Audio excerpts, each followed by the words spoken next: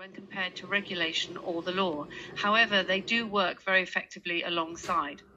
Standardisation involves bringing different stakeholders, including industry, government, consumer bodies and researchers together to agree what good looks like.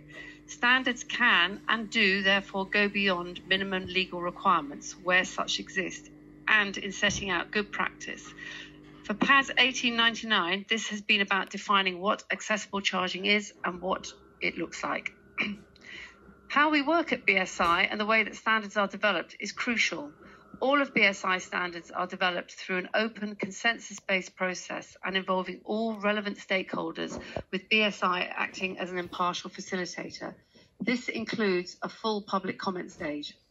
We'll hear more about how this worked with PAS 1899 later, and from the technical team and members of the expert steering group that helped to shape the document.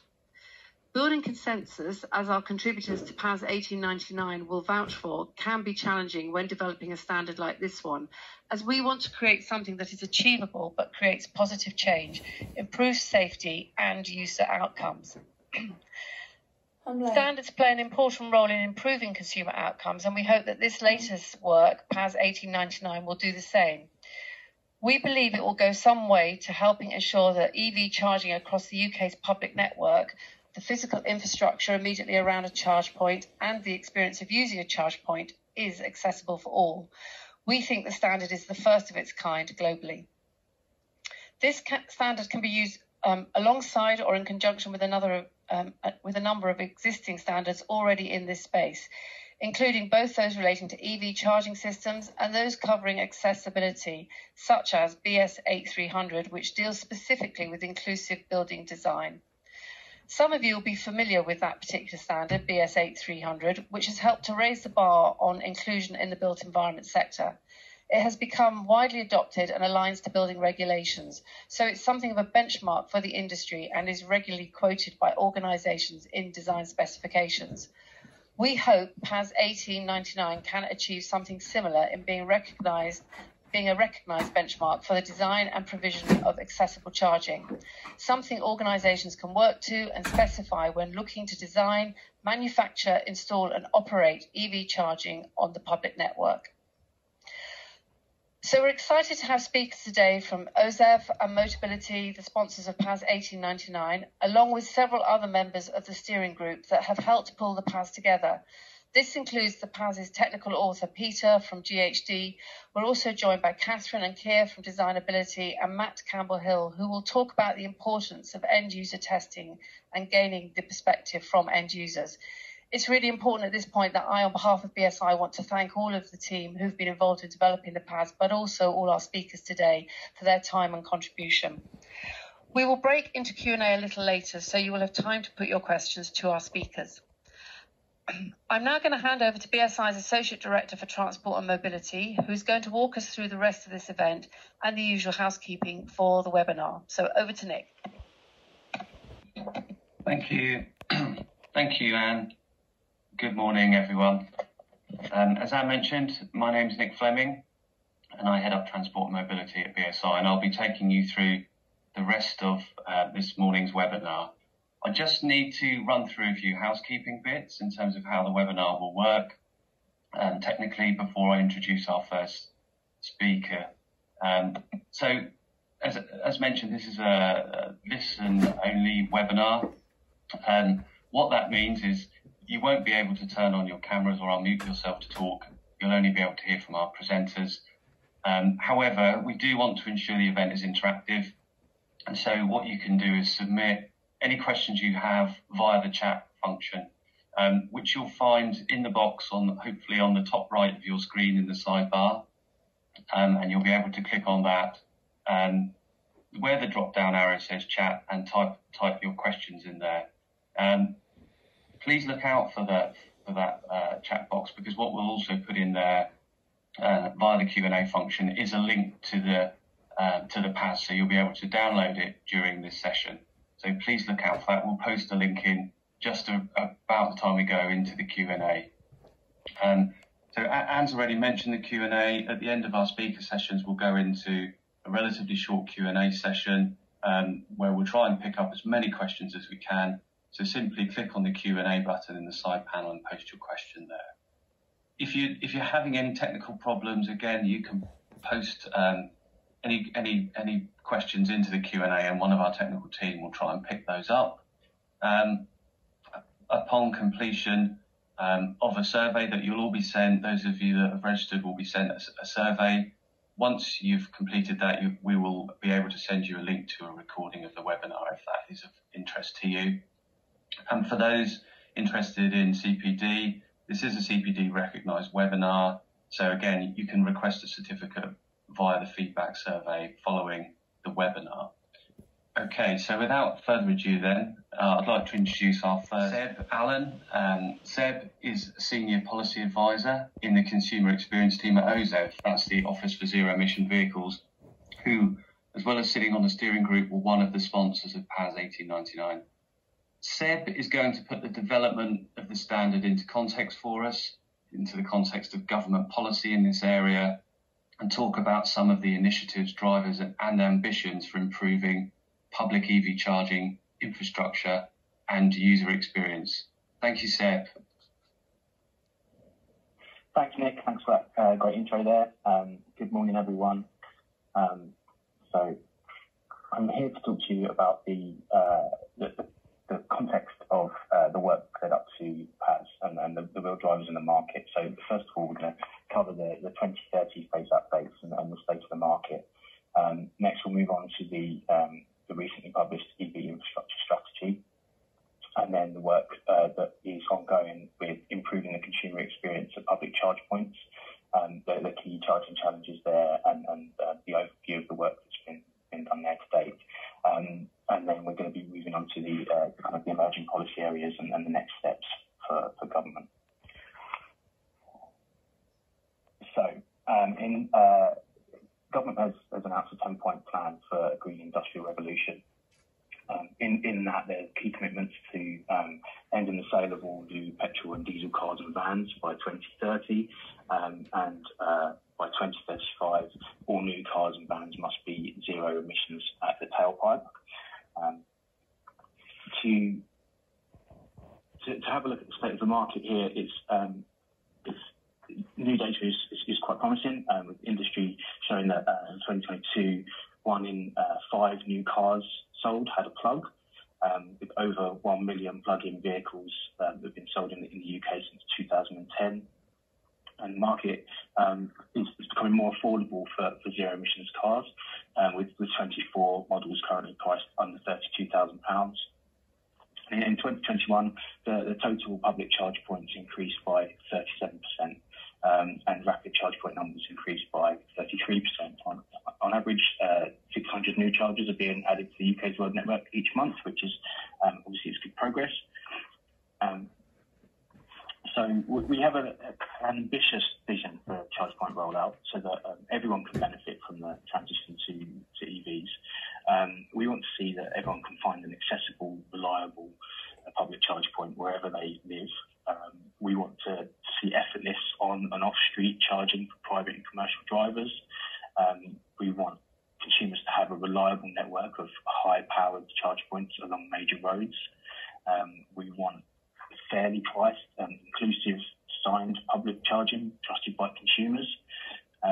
We'd like to see a market-led rollout for the majority of charge points, which is backed by competition, and an infrastructure that's seamlessly integrated into a smart energy system.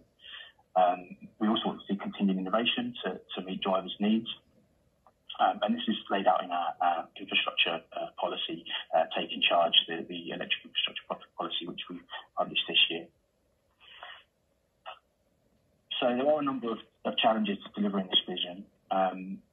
3 I've outlined here. You've got the consumer experience at public charge points.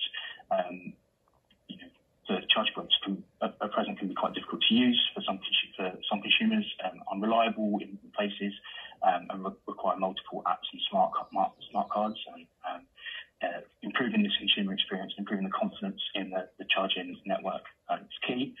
The pace of rollout of charging infrastructure is too slow, with patchy provision of on-street charging for people without home charging, and charging for longer journeys. Connecting new en route charge points can be slow and costly, and the motorway service area offer is poor. I'm going to be expanding on the consumer experience regulations. So for the consumer experience journey, that the current EV consumers face quite a few challenges across the public charging network. Locations, they find it difficult to locate charge points once they're working with many different market participants. It's difficult to find charge points easily when on the move, with unclear signage or lack of signage, and lack of planning, therefore, for fleets. Parking is confusing with different parking arrangements. People have reported feeling unsafe while charging, and when arriving at a charge point, sometimes it's not working. And then it's also confusing with needing to pay for parking and charging separately. When actually coming to charge, there are multiple connectors, multiple charge point operators, and multiple ways to operate these individual charge points, which can be confusing. And then there's different apps for that payment for different charge point operators, which can be cumbersome. Fleets don't have a kind of universal fuel card that they can use to pay, and there is a confusing landscape with some charge points with contactless installed, some free charging and unclear instructions. So what's the work that's been done today? So we consulted on improving the consumer experience of public charge points, including payment, reliability, pricing transparency, and opening up data. Government response to published the response to this in March this year, with regulations to be laid in the coming months. We also consulted on wider powers to ensure future-proofing for consumer protections and accessible, inclusive charge point design. That was the Future of Transport Regulatory Review, and the government response is to be published this year.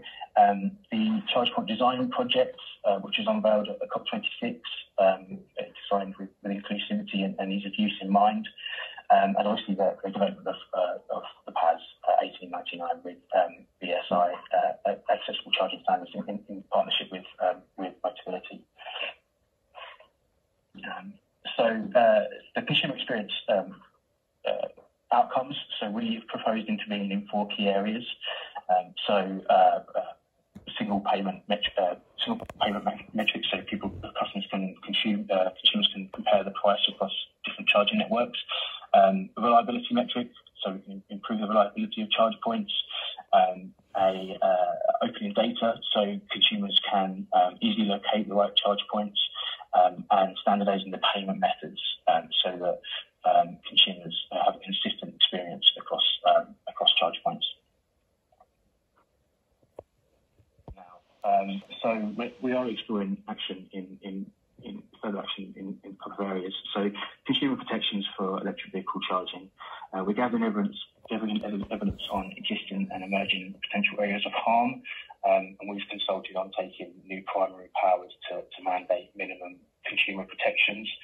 And with the inclusive charge point design work with BSI and Motabilty, we will monitor the uptake of PAS 1899 and the scale of uptake in order to inform whether regulations in this area are needed in the future.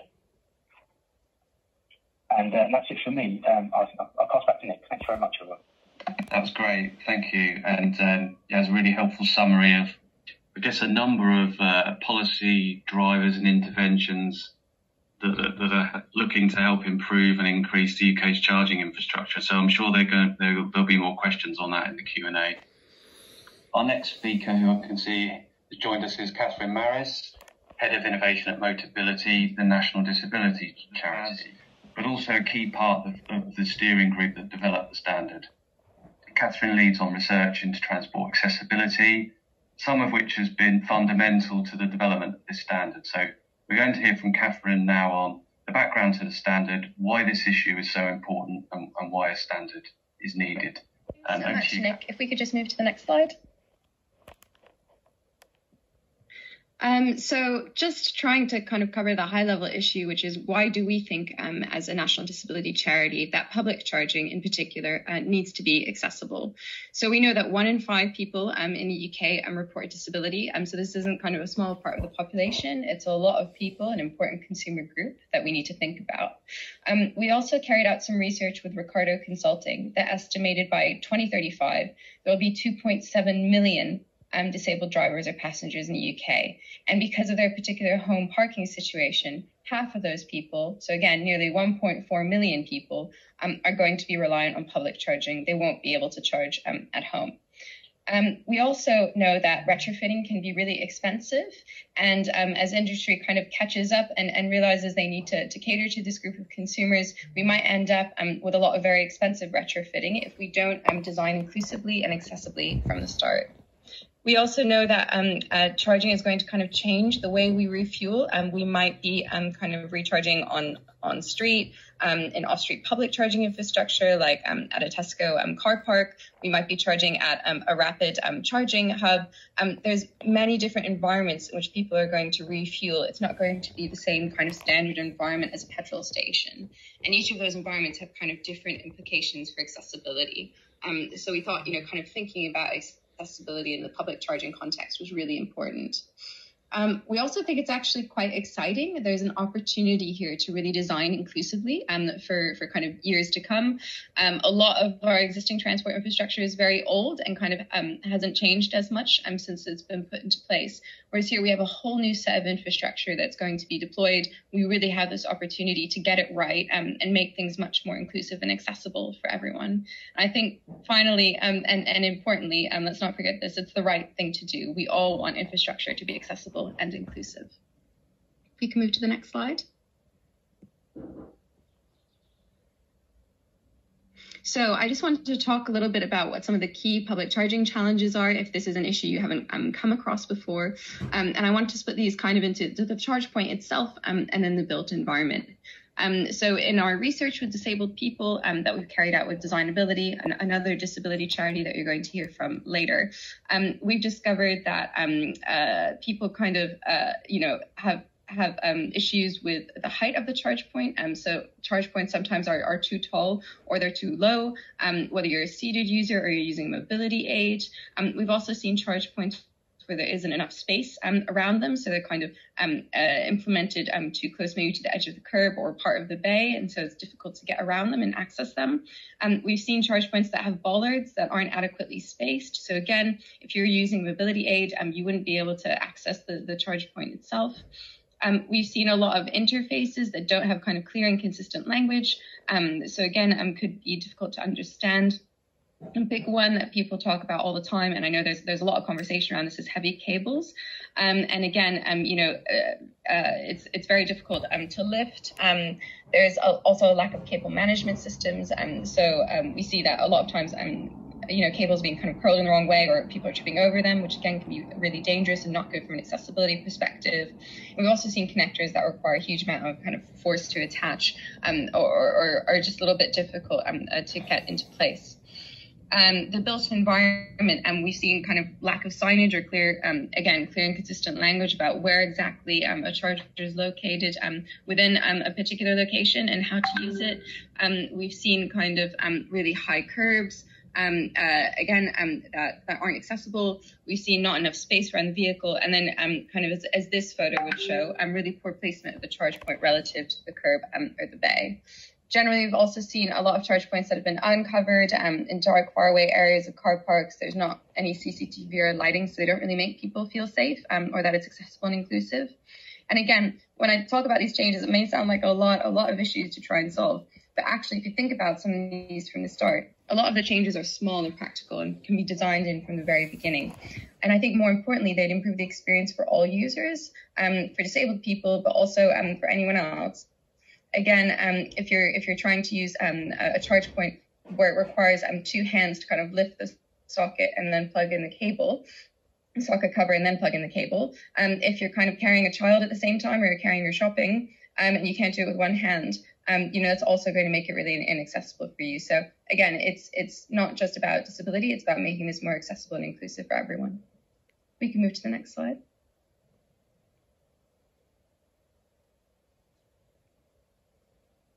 So what is some of the work that's happened to date? So Seb already talked about some of the work that's been going on in government to really look at the consumer experience generally again.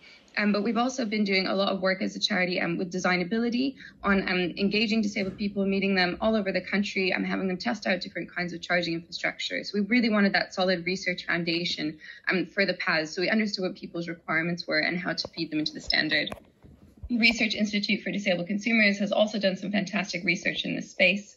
And as Motabilty, we've tried to engage a lot of stakeholders in this to raise awareness. So we've done workshops with disability charities and disabled people's organizations.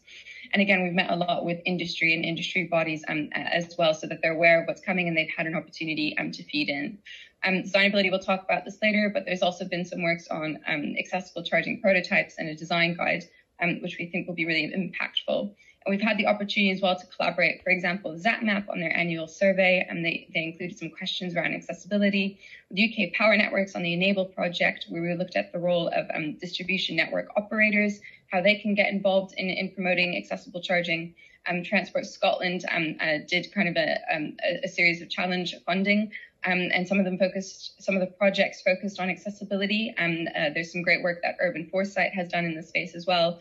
Energy Savings Trust has done a lot of research in this space. So again, it feels like there's this conversation beginning, and there's a lot of resources out there that I would really encourage people to look into, and that have been fed into this standard.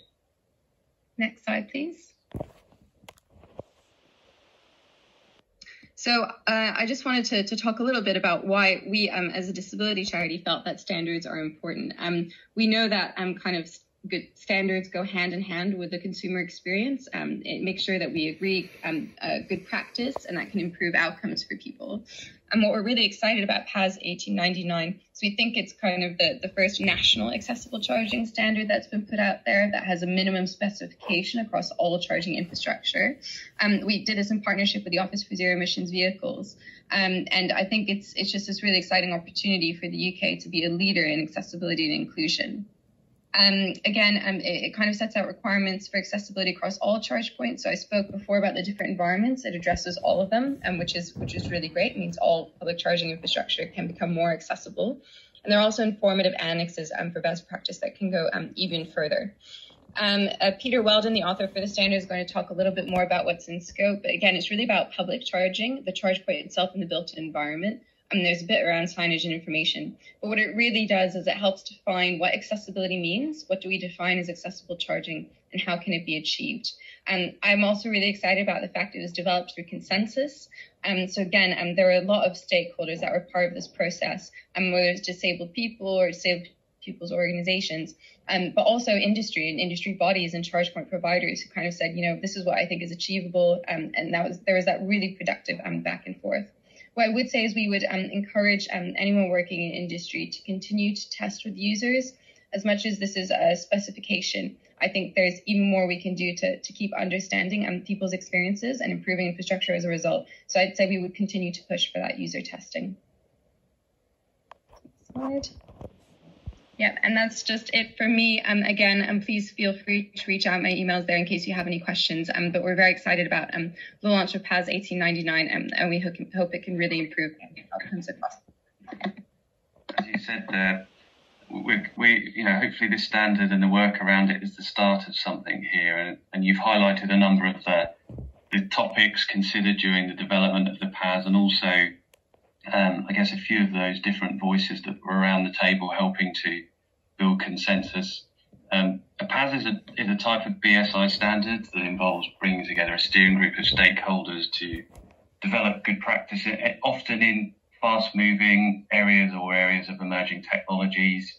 For each BSI PAS, we work with a technical author, and the technical author works with BSI and the steering group to help with the drafting of the standard and with the process of building consensus on some of the key aspects of the document.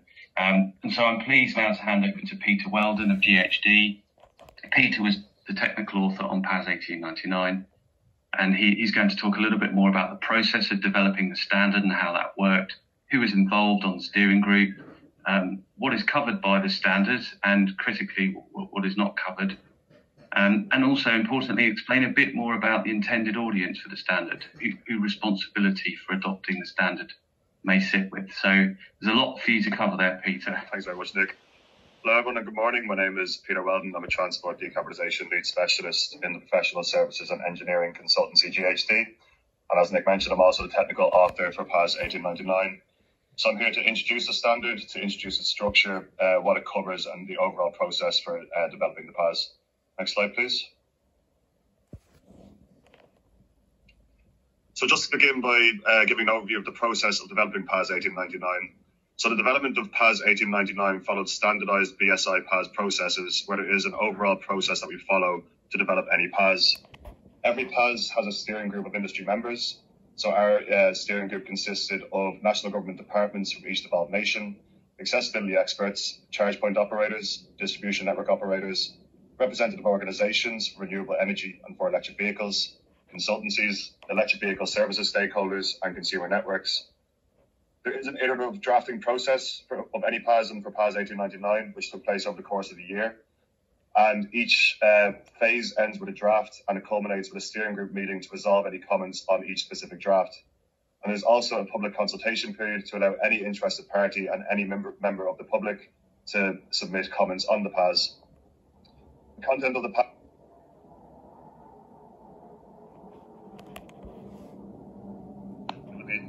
so it is based on the best available evidence at this time. In terms of my role as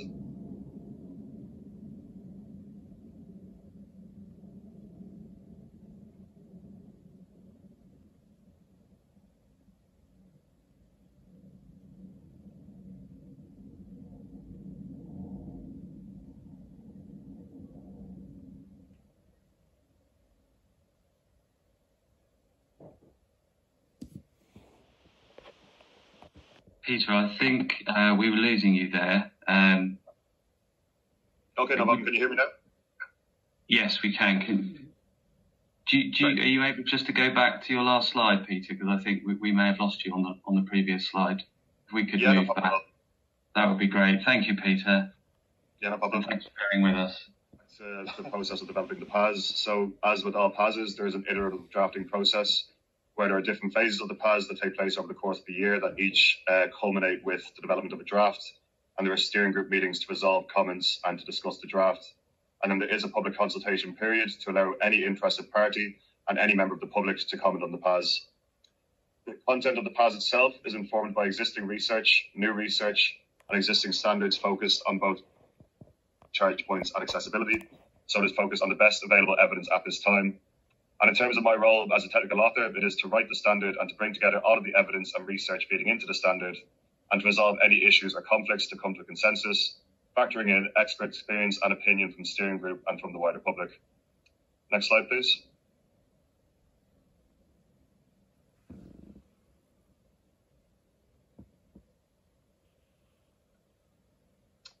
So just to discuss and give an outline of the structure of PAS 1899. So first and foremost, the PAS is applicable to all public charge points as defined in the Alternative Fuels Infrastructure Regulations 2017 definition. It is important to note that whilst some charge points may fall outside this definition and that private charge points aren't explicitly included, the learnings from the PAS and the requirements within the PAS can nevertheless be used for other types of charge points to factor in accessibility to the installation of those charge points.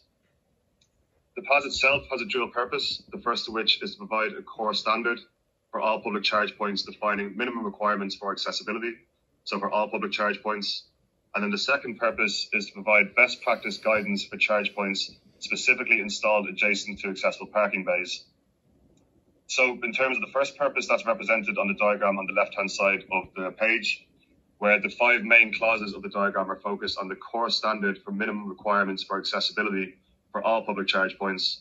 This is followed by an annex looking at supplementary best practice accessibility guidance for all public charge points. And then there are 2 separate annexes focused on best practice accessibility guidance for charge points installed adjacent to designated accessible parking bays. So it does cover those dual elements.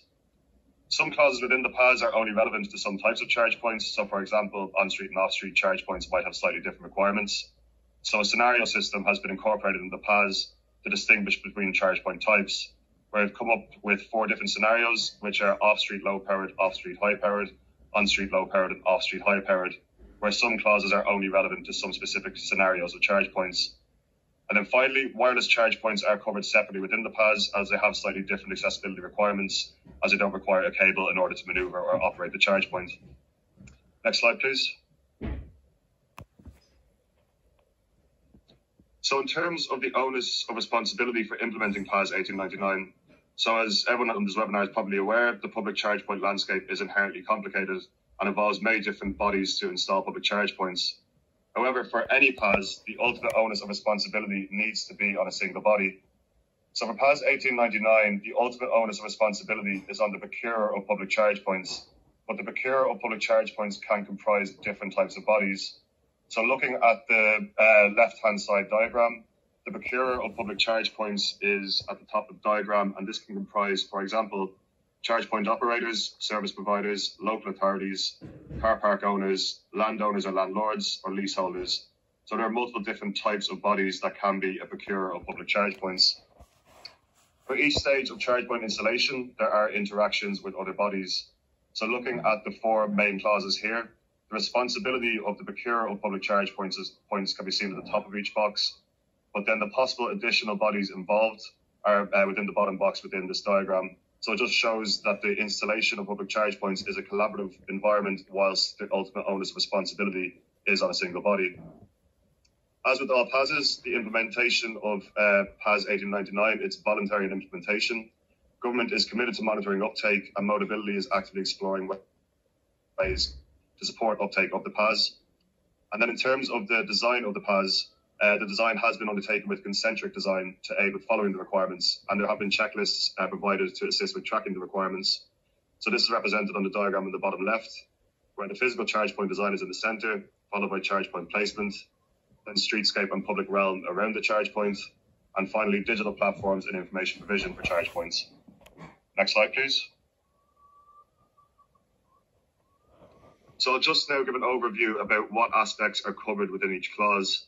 So clause 5 is focused on physical charge point design, and the aspects covered in clause 5 include charge point component heights, charge point cables, so weight, length and grip, charge point connections, and charge point screens and visual interfaces.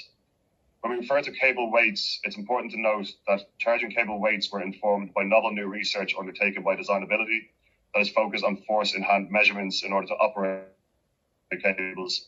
It was found throughout the course of developing the PAS that specifying, for instance, a maximum cable weight or maximum weight per meter is infeasible, as there are different cables available on the market. So the charging weight clause is addressed by looking at force in hand measurements required to operate charging cables. Clause 6 is focused on charge point placement. The aspects covered in clause 6 include charge point orientation and access to charge point components and spacing around the charge point, ground surface type below and around charge points, the reach distance to charge point components and low-level obstacles, and bollards and impact protection barriers surrounding charge points. Next slide, please. Clause 7 is focused on streetscape and public realm around charge points. So the aspects covered in clause 7 include street furniture in the vicinity of public charge points, level access points and drop curbs and proximity to charge points of drop curbs, distances between public charge points and amenities or a venue, and the provision of additional assistance for charge points. And then finally, clause 8 is focused on digital platforms and information provision for charge points. So the aspects covered in clause 8 include remote digital platforms for public charge points and ensuring that these are designed with accessibility, and then information provision for charge points, particularly for accessibility related data. For clause 8, it is important to note that there is a strong interaction with forthcoming consumer experience regulations. As mentioned in Seb's presentation, the consumer experience regulations are expected to cover minimum payment method, payment roaming, open data, pricing transparency and reliability. And whilst all of these aspects are very important to accessibility and have been found to be very important throughout the research undertaken for the PAS, the regulations nevertheless need to be followed in any case. So as such, the PAS doesn't duplicate the requirements. It references out the regulations and informs readers that these regulations must be followed in addition to the PAS. Then to focus on Annex B and C, these are focused on designated accessible parking bays for off-street and on-street charge points respectively. So charge points installed specifically adjacent to accessible parking bays can benefit from additional accessibility considerations tailored to the users of the charge points. So Annex B and Annex C cover guidance for charge points installed specifically adjacent to designated accessible parking bays for off-street and on-street charge points, respectively. Aspects considered in both of these annexes include additional space allowance surrounding parking bays and surrounding charge points, the surface gradient at charge points, reach distance and reducing that reach distance to public charge point components, the distance from designated accessible parking bays to amenities, overhead protection at charge points, and signage and road markings for designated accessible parking bays. For these annexes, all other clauses must be followed, so clauses 4 to 8, in addition to recommended following this best practice guidance. Next slide, please. And then just to discuss the additional annexes that are included within PAS 1899, the first of which is focused on establishing an inclusive and safe environment around public charge points. So this is additional good practice considerations for an inclusive environment. Some of these may be considered outside the direct responsibility of the procurer of public charge points, but they are nevertheless recommended to implement for good practice considerations to establish that inclusive environment. This annex includes guidance around lighting around public charge points, provision of security cameras, signage provision, and charging process signals to let you know when each phase of the charging process begins and ends. Annex D covers wireless and inductive charge points. So wireless and inductive charge points may have particular benefits for disabled users, as there are no cables to maneuver.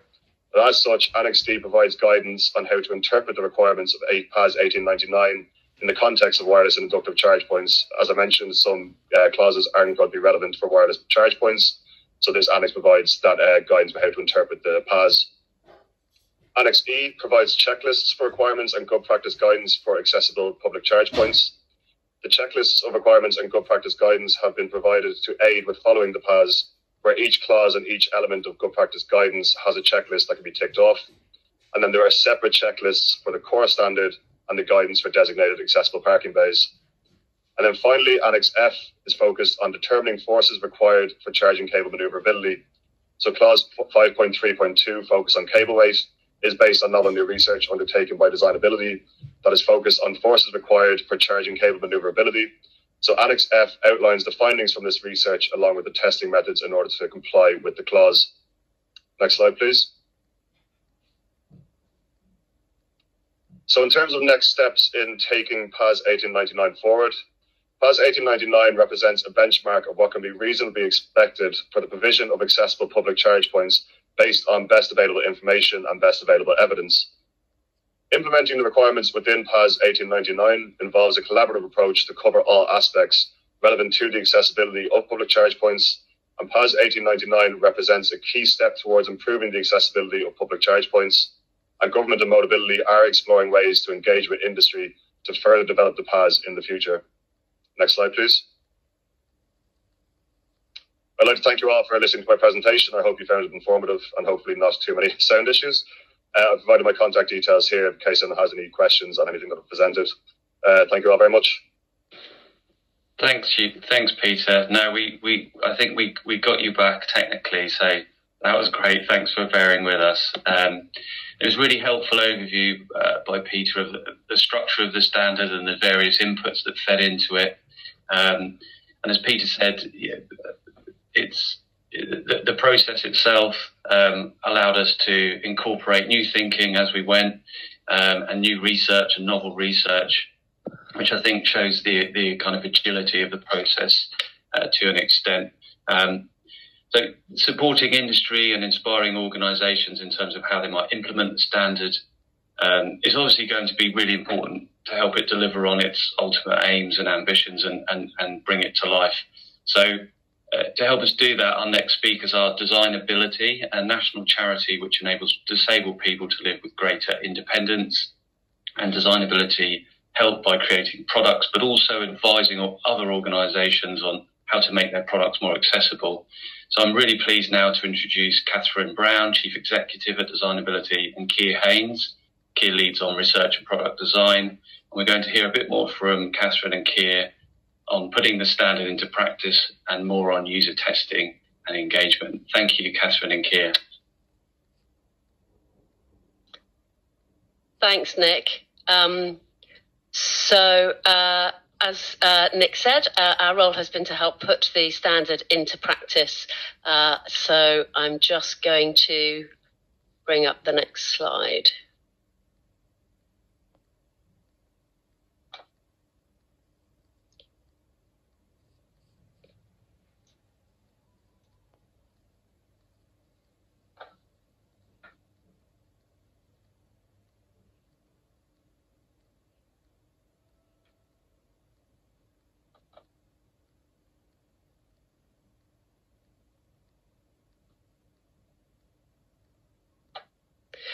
My apologies. I'm having difficulty taking control of the slides, so I wonder if the webinar team could assist me, please.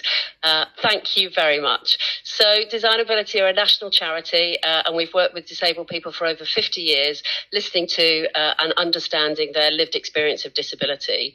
In that time, we've designed over 300 products ourselves to help disabled people to live with greater independence. And we've also worked with a wide variety of other companies and organisations to help them make their products more accessible to disabled people.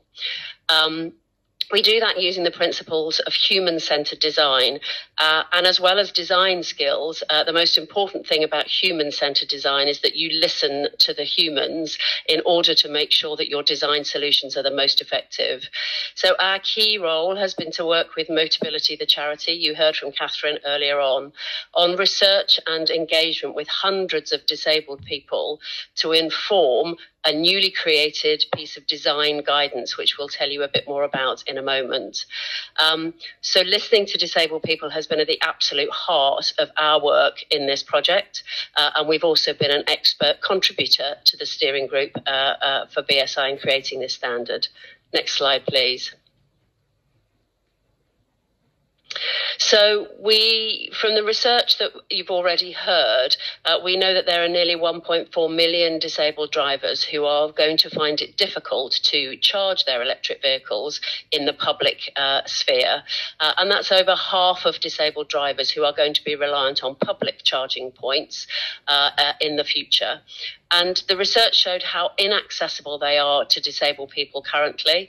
And with over 1 in 5 people in the UK being disabled, we knew we had to act. We were shocked to hear from disabled people how difficult they found using public charge points. And we believe strongly that no one should be left behind in the transition to electric vehicles. And as the quote here says, something that's inaccessible to disabled people is usually quite challenging for non-disabled people. We all have experiences in our lives when we are disabled to one extent or another, whether we have a broken leg or a young baby on our hip, which means we only have one arm available to use. So it has broader accessibility connotations than purely disabled people, but that's been our specific focus in this project. Next slide, please. So our role is to make the complex, and it is complex, you've heard quite a lot of complex information so far on this webinar. Our role is to make that complex information simple.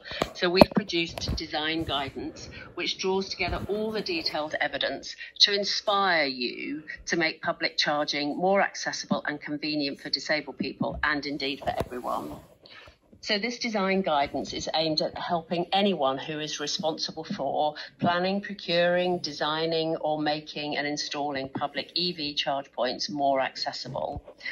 We heard from Seb at OZEV earlier on that the UK has around 10% of the public charge points that it's going to need by 2030 in order to make this EV transition available to everyone to avoid expensive retrofitting. And this design guidance shows you how.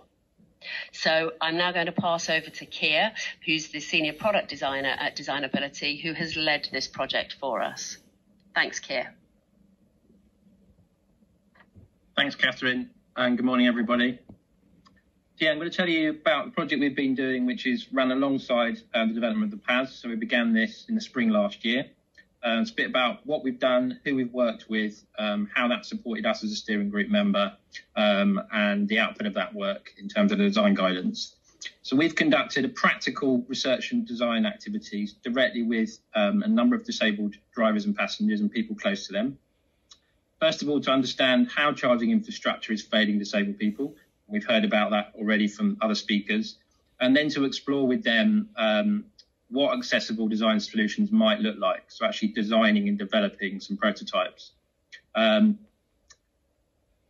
This experience has been really valuable for us as steering group member to feedback live as the standard's been developed. But we also see it as the start of new accessible design solutions going forward. We work with a range of different people with all sorts of needs. Most people with issues of mobility, but also strength, dexterity, stamina, and those are people that can only use one limb, so have to operate things with a single hand. We work with both seated and standing users, and that's really important. I think sometimes with accessibility, people think about wheelchairs, they think about space, they think about being seated using a product and the obvious challenges that poses. But we've also engaged with people that use walking sticks and crutches to support them in moving around, walking frames, and also prostheses, and also those people with no mobility aids that may experience pain and discomfort, may not be able to bend down, and so have access needs. And it's worth noting that we've worked with people that have electric cars at the moment, but also people who've never charged an electric vehicle before. And as Catherine mentioned, at Designability, we practice a human-centered design approach. And what that's meant on this project from the very beginning, what we call a discovery phase, when we're understanding about the users and their needs, we're understanding about EV charging, the types of vehicles that people use, right the way through to getting feedback on designs, user testing in order to validate ideas and find out if they're meeting the needs and the requirements, is to place users, people, at the centre of that process. Predominantly on this project, that's been disabled people themselves, but we've also engaged with industry stakeholders, so manufacturers, charge point operators, to understand their needs as well, so that not only do these solutions meet the needs of people, but they also meet the needs of kind of business and the kind of commercial aspects of bringing these products and solutions to market. So I'm going to tell you about the design guidance, which is being published today as well. This is very much complementary to PAS 1899. We want to support industry to achieve the requirements of the standard and see that this design guidance as one way of doing that. We want to demonstrate how accessibility needs can be met and share why it's important. So not only do we provide examples, but we also build on the evidence and the research from engaging with people about why it's important. And that's key because solutions now may be different to solutions in the future, but people's needs remain the same. So understanding how to achieve and what to achieve, but also why is really important. So we're publishing an online design resource, and then coming soon, also we're looking to disseminate this as well through a design book, which will be downloadable.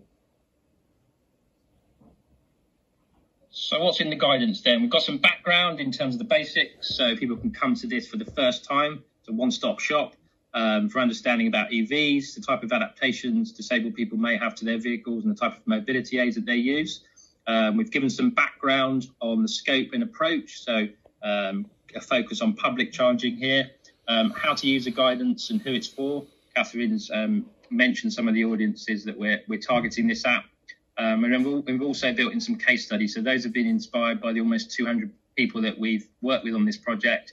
They're not real; they're fictional, but they've been drawn from a number of people, and those help to illustrate the kind of access needs that people have and how accessible design solutions can really have an impact on their charging experience. The guidance, similar to the PAS, focuses on 3 key areas: information and signage, the built environment, and the work that we've done, the area we've done most work in, charging an electric vehicle itself and the components and the products associated with that. Throughout the guidance, we've provided links to the PAS, where obviously more detail and specific requirements are needed. And we've also provided a section which we call our design examples, where you can see firsthand the prototypes and the products that we've developed. It's worth noting that Designability are not going to commercialise these. These are very much designed and intended as inspiration. We'd be happy to talk to industry about the work we've done in developing those. And if you'd like an opportunity to come and see those firsthand, we'll be at the London EV show at the end of November and beginning of December. Intended to provide industry with examples of what accessible charging products could look like. Through that human-centered design approach, we've tested and validated these designs directly with disabled people with a range of different needs. We developed 2 prototypes, one looking at the components of fast charging, and another looking at rapid charging, so where you have the cable attached to the unit. Just to give you a brief sense of what those design examples demonstrate, we've got some illustrations here, some photographs of the prototypes and people using them. So on the fast charging unit, we've looked at the position of key features on the charging unit, for example, the socket height, so that it can be used by people that are both seated and standing. We've looked at the connector design itself, and supporting people with various different grips, so looking at adding an additional handle. On the rapid charging unit, we have again looked at the connector itself in order to provide the ability for people to grip that in different ways. So we've got this kind of hoop design you can see on the top right, and that allows people to hold it with more than one hand, perhaps even pass their arm through it. So it gives flexibility for people with a range of different strength and dexterity. We've explored cable management and support of the cable to take the weight close to the charging unit from an overhead arm, and also looked at how the flexibility of the cable close to the connector could be improved, because at the moment, as others have highlighted, the cable is very stiff. So not only does that make it heavy, when you have to manipulate and maneuver that in a tight space, it's really quite difficult, especially for those with limited strength and dexterity. So how can we perhaps introduce some flexibility into the cable in certain areas? Support for walking aids. And then on the fast charging unit, also got a number of examples of how you might have a socket cover that is able to be operated with just a single hand. So just give you a flavour of those design examples. And as I say, you'll find those on the Design Guidance website. So just to finish up then, we're really encouraged by the engagement with the PAS and the work we've been doing from industry, both of representatives on the steering group, but also through the public consultation. That's not always the case on projects to do with accessibility. So yeah, we're really encouraged by that. We see the PAS and the guidance we're issuing as the beginning of a shift towards accessible charging solutions for all. But we want to continue to collaborate, work together with industry to ensure that implementation and that impact for disabled people is achieved. And we see the work that we've done and the design guidance, hopefully it's supporting that vision. That's it from me, and I'll hand back now to Nick. Thank you. Thanks, Keir and Catherine. That was incredibly helpful. And as you say, it's great to see what an accessible charge point that meets the standard might look like, and it really helps to bring it to life. So that's fantastic. Catherine and Keir have eloquently highlighted the importance of considering end user requirements when designing products, and also why accessibility must be front of mind when designing new products and services and looking at all products and services. Our final speaker today, before we break into Q&A, is Matt Campbell-Hill. Matt represented end users on the PAS steering group as a representative of EVA England Technologies, mainly in highly regulated areas, with the majority of his focus on medical technologies and transport. He holds several non-executive directorships, including for the DVSA, and is an expert advisor to CCAV, looking at the connected and automated vehicles and safety assurance there. So Matt's going to just talk a little bit more about his experience on the PAS steering group and why the end user point of view is such an important one. Matt, over to you. Thank you, Nick. Hopefully everyone can hear me okay. I'm going to try and give you a bit of a break from slides. It's very easy just to get stuck in slide after slide after slide. So I thought we'd have a little bit of a break, give you some time to think about what your questions are going to be. What we all do know, especially I'm sure everyone that's here today, is it really is a great time to be driving an electric vehicle, right? It's probably, there hasn't been an easier time to get an electric vehicle, to get someone to be into one that's actually usable and you can then do proper journeys with it. And with more and more models becoming available and the prices dropping all the time, it's even easier for us to, if you're like me and you've already got an EV, you've been a relatively early adopter, it's easier to get your friends to be thinking about doing the same. And as a wheelchair user, I've had a lot of great experiences with my EV and how I'm able to ensure that my friends, when I was a wheelchair athlete, my teammates and those that I meet around them, their family, their friends, their carers, how are they all going to be able to have that sort of experience? And when EVA England was formed in 2020, it was because there was a small group of passionate EV users, just like me.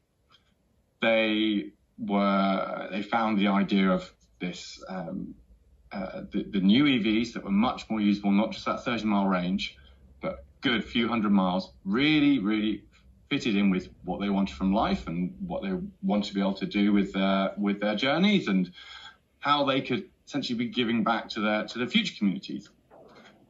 And they looked around and they saw what are the issues out there and how can we improve it. And they saw there were models out there in Scotland, Netherlands, Norway, and the USA of these groups, so-called EVA. So that's why we have EVA England, and that common theme that all of these organisations were noticing is charging infrastructure. And there's lots of different issues in charging infrastructure, but another one that came forward is if you are disabled, that is even more lacking. So, of course, how does design improve life for those with disability? And why should we focus on such a small percentage of people? Well, improving accessibility doesn't just improve it for the disabled. We heard that a little bit earlier. Well, what does that look like? I'm sure many of you have been to London, and maybe many of you remember London in the 80s and 90s. The old buses, the Route Master buses, there's still a few of those around, and I talk about this every now and then when I talk about accessibility and design. We still see them. Now, even if you're able-bodied, I haven't always been in a wheelchair. I'm 6'5", so when I was standing, I was quite fit. They're still pretty steep steps getting into a Route Master bus. So even if you're completely able-bodied, they're not the easiest things to get into. But if you're carrying shopping, it's even a bit more of an issue. If you've got kids with you, if you are a little bit older, if it's a bit cold and that old knees just feeling a bit, you're not really disabled, you don't think of yourself as disabled. But is that Route Master bus as easy to get into and as easy to use as one of the modern buses that comes up right up to the curb and drops? No, it's not. That new bus is far easier for everyone to use, and that's a really important thing about accessibility. And the first thing we notice with modern cars is the size of modern cars. And we've got a very standard parking space, the minimum required parking space in the UK and around lots of Europe. It doesn't really fit. We're getting quite tight opening. Who's driven into a supermarket and suddenly found, actually, if I park in there, I can fit my car in there, but I probably can't get out, or a bit worried at them trying to get into their car. So these are all sort of little issues that we start to pick up when we start to think about how we design it and how do we engage with the public, because actually the public are really important on design. So when EVA approached me to help as part of the steering group for PAS, it had been following their early conversations with Motabilty and Catherine, who I had the privilege of working with Catherine before.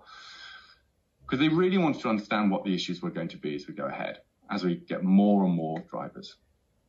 And importantly, focus on how we can get the most people involved in making sure that future charging infrastructure meets the needs of everyone.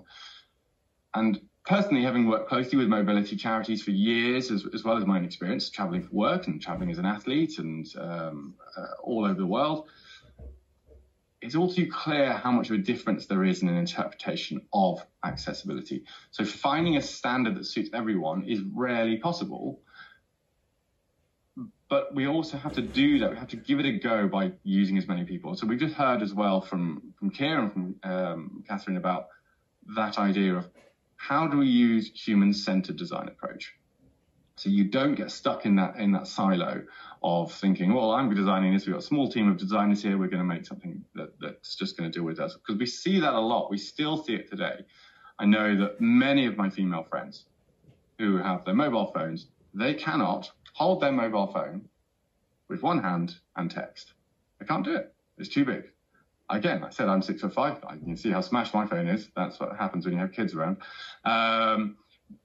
But I can just about do it, and that's using one of these buttons. Then other examples we've had on that, where until recently, design was so siloed and so silo-focused, was skin tone clothing, where really it was skin tone clothing if you were either light-skinned and slightly pink, really.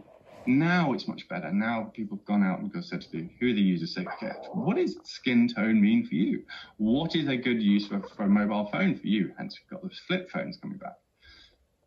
So as a someone coming in from the outside, what does it feel like?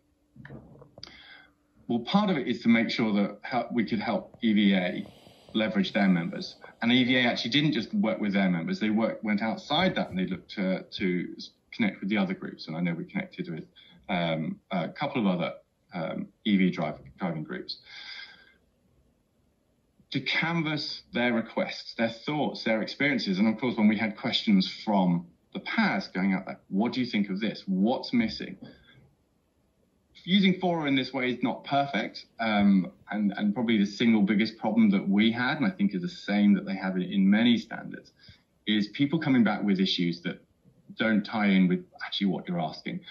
But that's really helpful in itself because it says to us, yes, you're interested. You're interested in this whole thing, so stay interested. Importantly, stay interested. And if you want something to change or you want there to be a standard around it, then you need to talk about it. But for now, let's focus on what we're looking at. And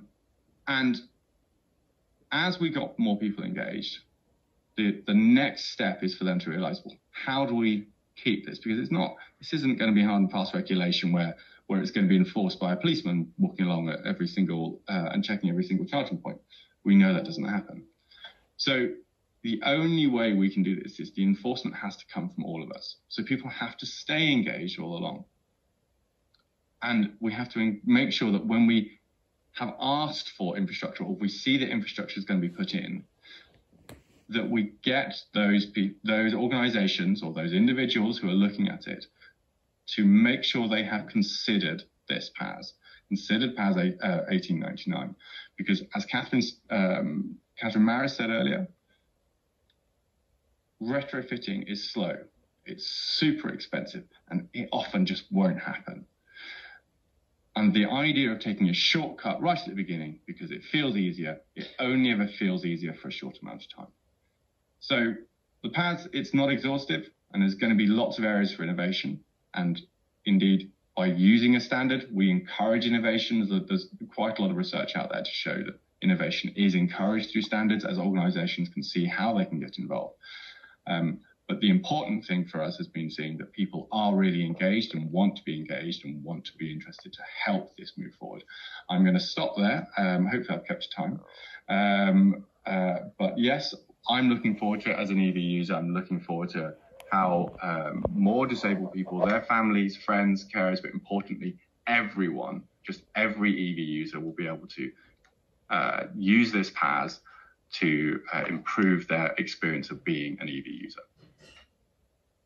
Thanks, Matt. That was fantastic. And yes, I can remember London in the 80s, unfortunately.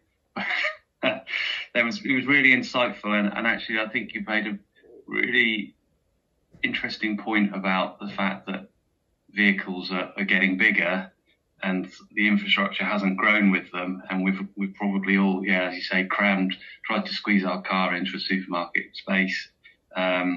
Increasingly hard to get out of a car as they get bigger and bigger. We'll open out for a Q&A now, so I'll ask our other speakers to turn on their cameras and join Matt. Won't let you pause for breath. Go to you straight away, Matt. Just in terms of some of the failings with the current EV charging infrastructure in terms of accessibility, were there particular failings that you would pull out now that are have been particularly pertinent to developing the standard? Well, it's quite difficult to pick out individual one, but we can start with the space. We will cover that. Just that clear, is there space between the vehicles? And again, it's very easy to look at it and say, well, not everyone's in a wheelchair. Yeah, no, not everyone is in a wheelchair. But how much space do you actually need for a wheelchair compared to someone with a pushchair, or someone who's carrying bags, or someone who is walking with sticks, or actually just to prevent someone from scratching both your vehicle and the vehicle next to you if they're walking through? When you add in a cable sticking out, if it's sticking out from the side, you're going to lose another foot, maybe more. So that space is a key part. The problem, of course, that we then have is not every vehicle charges from the same point. At least we know that with the majority of petrol vehicles, it is in the rear quarter, on the left or on the right. So we can have a good feeling of that. That's not the case with EVs. The charge points are all over the place. So that makes it a bit more difficult again. But then the other thing which was really good to sit down and spend some time on was how we manipulate that charging cable. And those super fast chargers, which are fantastic as an EV user, that you can pull up and add in 200 miles in 20 or 30 minutes, they're really heavy. They're heavy if you're not disabled. They are noticeable even if you're fit and strong. They are noticeable, just as a petrol or diesel pump can be. But the faster they are, the heavier they are. And actually, even if you're not disabled, that's quite a difficult thing to work around. But if you are disabled, so if you're in a chair, how do you move that chair and you hold this? Or if you don't have fingers, if you don't have grip, how do you do that? How are people doing it? What are the workarounds people have found? And part of that conversation comes back to we can't get 100%. You can't ever get 100% in everything. It's not feasible. But what you can do is you can look to get 97%. And if you can get 97% using something really comfortably, then you free up a lot of resource to say, right, now we can look at how we can help that final 3%. So those are the conversations I think that are particularly interesting. Thanks, Matt. And you touched on a point there around the charging inlets on the vehicles and whether they're not universally positioned at the moment. And we've had a few questions coming into the chat just around the involvement in terms of vehicle developers, vehicle manufacturers in the standard. Is that something from the panelists feel as the standard starts to Matt's point, as it starts to get used and we find out more about it, do we see the potential for more engagement with vehicle manufacturers in these types of areas? Is anyone happy to kick off with that question? I'd like to talk to that one, if that's okay, Nick. Please do. Yeah, it's one of the challenges. We have focused on the charging environment, which has included the vehicle, and certainly the position of the socket on the vehicle is a challenge. In an ideal scenario, when you're designing something, you have control over all parts of the system. At the moment, we don't have control over the vehicle. We know that's causing issues. So, and the example I give where that's been achieved is if you have seen a Tesla supercharger and you've seen a Tesla. They designed that system. They designed the parking space. They designed the charger. They designed where that charger was. And so what they achieved there was the proximity between the socket on the vehicle and the charger was they were very close. So a much shorter cable, which reduces the length. So there's certainly some work to do. And from what we're seeing with vehicles, I think initially with early EVs, the chargers went on the front because it was different. And now I think that they're becoming more like your standard vehicle that just happens to be electric, there seems to be a tendency to put those where the fuel cap used to be. Our view from the work we've done is why not have two sockets on the vehicle, which just allow more flexibility. Generally, a socket on the side is useful for roadside parking, whereas if you're in a parking space, a socket at the front is really useful.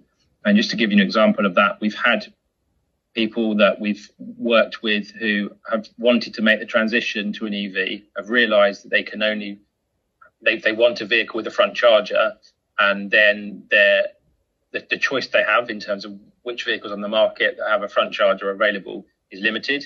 And even one person that we worked with who was really excited about the project, did some early work with us, got his EV, and then actually found out that having a rear charger meant that he wasn't able to charge his vehicle. So yeah, big challenge. I think next step is to understand how we can influence the vehicle. We've done the charging unit end, so how can we influence the vehicle? Claire was saying as well, I think that's completely right, but I think one of the great things about undertaking the process of developing a PAS is you do get all this feedback. So anything that is potentially considered outside the scope of the PAS, so obviously the PAS itself is focused on accessible charging, but we did get a lot of comments through public consultation from steering group members about the fact that there is no standardised position on a vehicle for where a charging socket should be, which does make the installation of charging infrastructure more difficult in terms of, as Keir said, reducing that cable length and reducing the forces required. But these have brought all these issues to the forefront, so it now provides a basis to take other issues forward that have been identified. And again, anything that was potentially considered outside the scope of the PAS, so for instance, vehicle OEM adjustments, they are now all highlighted with the likes of OZEV, with Motabilty, with Designability, with everyone involved in the overall process. So it's something that we can identify what issues there are going forward and then work with people and work with relevant parties to assist with solving those issues. Thank you, Peter. One stakeholder that engaged actively in the process of developing the PAS was with charge point manufacturers, and there's a few questions just around coming in on the chat around the involvement of charge point manufacturers and how committed they are to designing to the PAS. I don't know, Catherine Maris, are you able to pick this up initially? Yeah, sure. Happy to pick up initially. I think with all things, there's a range. We've had some very committed charge point manufacturers who've made it clear it's their intention to kind of take up the PAS, which is, of course, involuntary. And that's really fantastic to see. They've been feeding into the standard. They've been feeding into Designability's work. They provided that really expert view on what they think is achievable, and also been very honest when they think there's things that aren't. And then we have some people who have been a little bit more disconnected, or people have kind of pushed back, I think, particularly on the point around this view that do we really need to design for this group of people? And that's really sad and unfortunate, but we're just going to have to keep raising awareness and keep pushing. And I think from what Keir said, we were surprised actually about the level of engagement and buy-in. And so I would say this is very new industry EVs, and everyone's in it a lot of times for the right reasons. It's not just about commercial profit, it's people who want to make the planet a better place. So I think on the whole, we've actually had a lot of positive engagement, a lot of people who want to do the right thing. So that's been hugely encouraging. I would just, do you want to comment on that? Thanks, Nick. Yes, I would just add that as well as all those good things that Catherine Maris just said, it also makes good business sense. Because there's millions of disabled drivers who will have to transition to electric vehicles in 2030. So why, as a charge point manufacturer, would you want to exclude millions of consumers? So it's the right thing to do, but it's also makes business sense as well. A number of the questions we've received are around the role that local authorities are going to play in championing the use of the standard. Not only I guess to an extent, how they will hold suppliers accountable or encourage suppliers to follow the standard. I welcome the thoughts of anyone on the panel to that point. I think I'll start off with this one. So as everyone said, the PAS is voluntary in uptake, but as government, we want to see good uptake of the PAS, and we want to see good progress in this area. We hope this will be a good tool for local authorities to inform their decision making and their planning. And in terms of the central government role in the future, we will be monitoring the scale and the uptake of the PAS to inform our decisions on regulation in the future. Yeah, what I would add to that, and in addition to what Zeb said, is there's been some exciting examples already, actually, of some local authorities that have started to put this into practice. So they won't have had the finalized standard until today, but I know High Trans, for example, which is kind of, I think, 3 local authorities, they kind of came together as a group and they were procuring. They held a workshop around accessibility. They asked, bidding providers a few questions about accessibility based on what they knew about the draft standard. And so I'd say it's really exciting to see that there are local authorities who are really on the front foot and kind of see that they can improve the experience for people in their area if they were thinking about accessibility. I'd also point people towards UK Power Network's Enable project, which worked with a lot of local authorities in relation to on-street charging infrastructure, and how the local authority, the DNO, which in this case was UKPN, kind of work together to think about electrification of blue badge parking bays, for example, and kind of mapping where accessible charging infrastructure should be based on the disabled population in the area. So again, I think there's some innovative work going on, and now it's kind of, now that we have a finalized standard, let's see where we get to on kind of more comprehensive implementations. Industry follows one thing, and that's what the market say they want and what the market push for and use. So if and I do think, having worked on quite a few bits of regulation in the past, that which are different standards, but I do think this standard goes a long way to enabling industry to actually set a starting point and go, okay, fine. So is this what you're saying is acceptable, or is this what you're saying is a gold standard? And actually, we don't think this is a gold standard. We think this is what you need. This is going to be the basic minimum. And that's going to become more and more obvious to them. But it does, as I said earlier, it will require people to keep talking about it.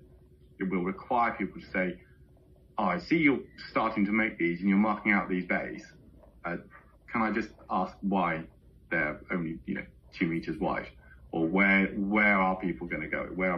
Because not everyone understands even EVs who are building these things, never mind disability needs. And I think getting people to understand or even just know about the standards and that this is out there is going to be a really important part. And there's a question in here following on from local authorities around just landowners, private landowners, landlords. An interesting question around how do we overcome some of those issues where perhaps the charge point operator and designer isn't perhaps in control of some of that.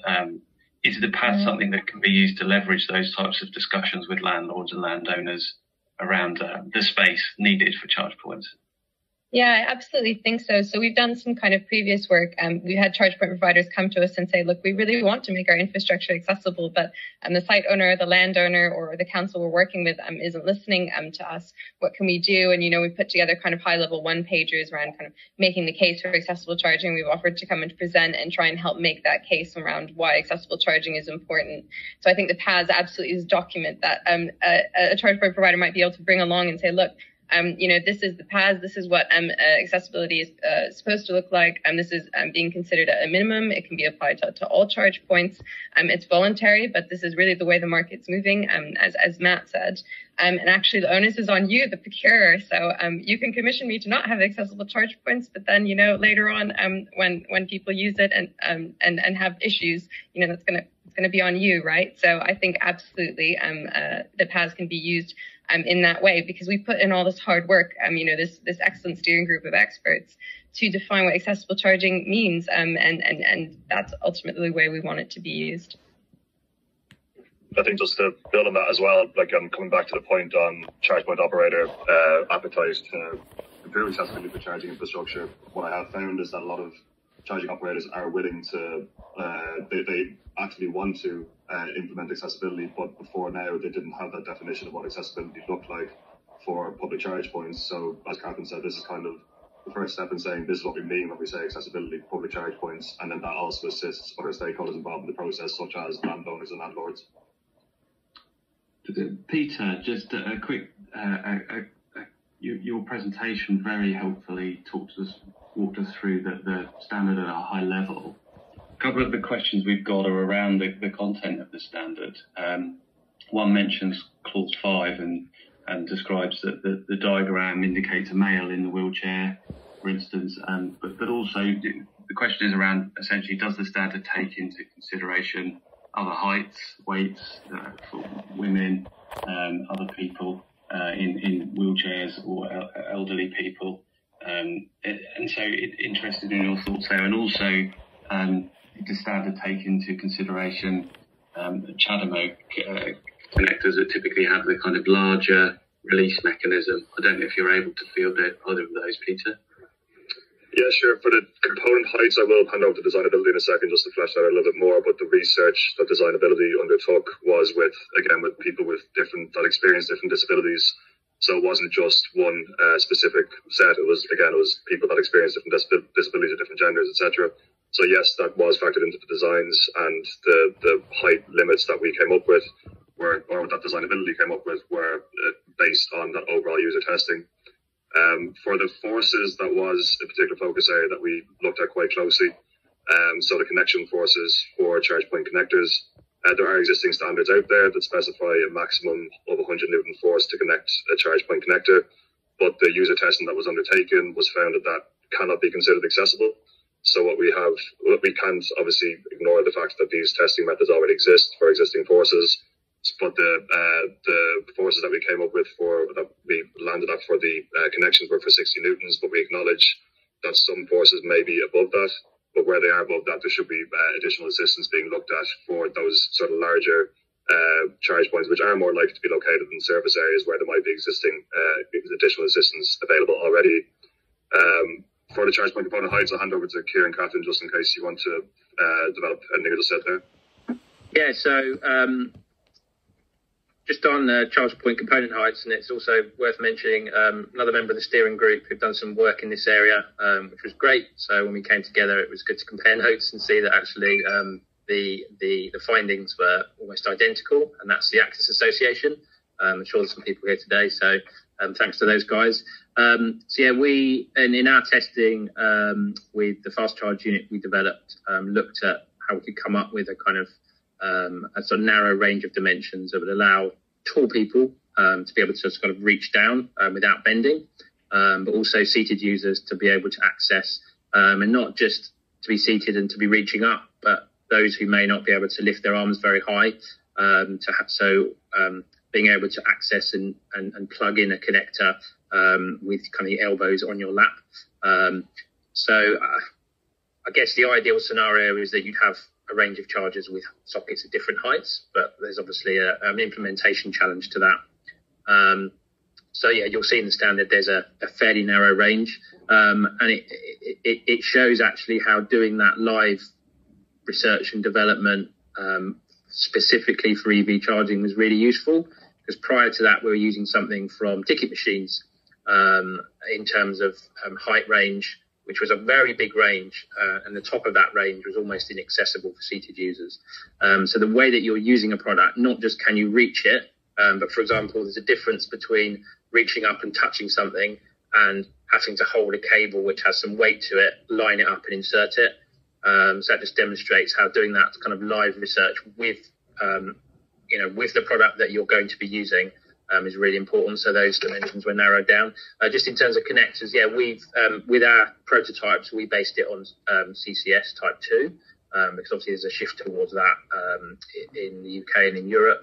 But the principles of design in terms of enabling people with different strength and dexterity to be able to grip and use that connector applies to other types, for example, CHAdeMO. But yeah, we looked at CCS type 2 because that's where things are moving. Thanks, Keir. Nick, the other point that I would add is that is echoing something that Matt said earlier, that accessibility isn't a binary thing. You don't have something that is either accessible or not accessible. Different things are accessible to different people with different challenges, different conditions and different disabilities. And obviously within this project, we spoke to a really wide range of people with different disabilities and different challenges, but we haven't necessarily spoken to everyone with every challenge. So just going back to the point that the questioner made, it isn't a black and white, it isn't a binary thing, but what this is significantly more accessible than anything else that's out there. So it may not include every single challenge that every single disabled person has got, but as Matt said, that's almost impossible to do. What this does is make significant step forwards on accessibility across many different types of disabilities. Thank you, Catherine. Seb, I don't want to let you off the hook too much. So I had a couple of quick questions for you before we wrap up. And understandably, there's quite a lot of questions around enforcement. How will uptake of the standard be monitored? How will enforcement work? We've already talked about the fact that standards are voluntary, of course, but I don't know if there's anything you're able to say on that. Yeah, I mean, the standards are voluntary, and as such, we would like to see the industry drive forward the uptake of PAS 1899, and but certainly as a central government, we will be monitoring the